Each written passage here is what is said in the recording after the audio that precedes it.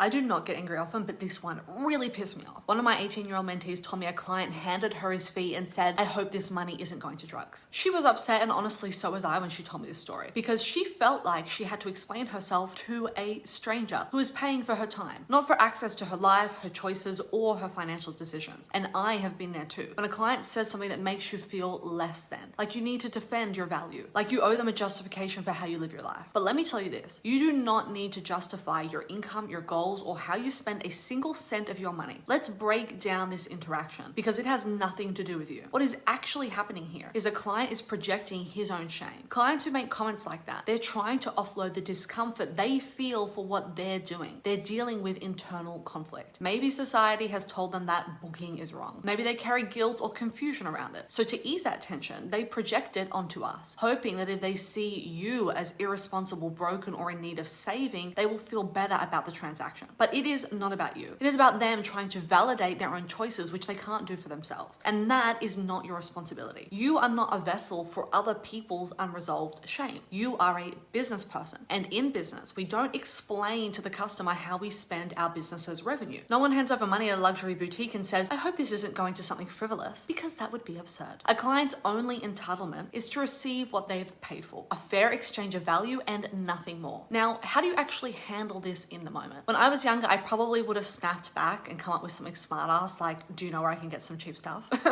But now I would flip it with calm confidence and I would say, why do you ask that? Is that what you spend your money on? And when they probably say no, I would smile politely and say, neither do I. Let the silence afterwards speak for itself. No drama, no defense, just clarity. And if a comment like that really does trigger you, as it used to me, then start with this reminder. This is not about me. This is about the client and nothing more. Later, when you're calm, you can go deeper. Ask yourself, why did that comment affect me this way? What part of me maybe believed just a little bit that it was okay for them to ask that? What am I still working to fully accept in myself? Because this job will confront parts of you that need addressing. That doesn't mean that you're broken. It just means that you're human. We all have those areas. And every moment like this is a chance to choose something different. Not to shrink, but to stand taller, because you don't owe anyone an explanation for living life on your own terms. Especially not someone who just handed you a fee and thought that it came with a lecture. Let them carry their shame. You have better things to do.